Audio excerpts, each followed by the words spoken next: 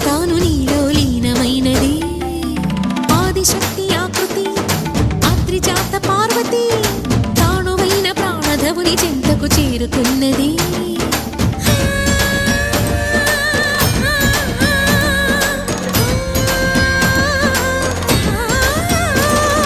భవుని భువికి తరలించేలా ధరణి దివిని తలపించేలా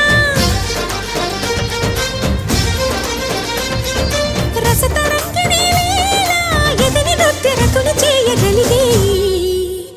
వేళ భరత వేదముగా నిరత నాట్యముగా కదిలిన పదమిది ఈశా శివని వేదనగా వని వేదనగా పలికెను పదము పరేశా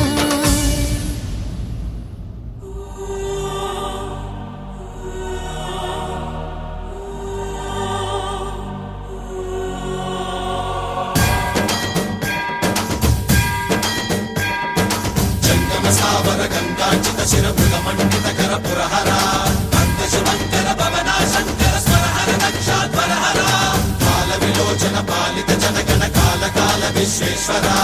ఆశుతోష అవినాశ విశాసన జయ గిరీశ బృహదీశ్వర హర హర మహాదేవ హర హర మహాదేవ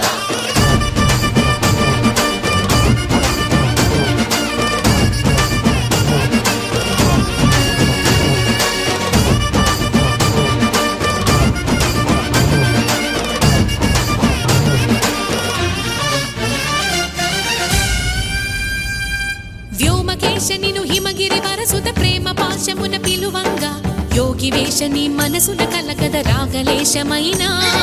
హే మహేశని భయద పదాహతి దైత్య శోషణము జరుపంగా భోగి భూష భువనాళిని నిలుపవ అభయ ముద్రలోన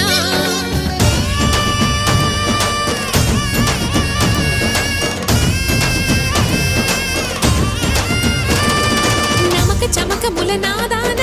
యమక గమక ముల యోగ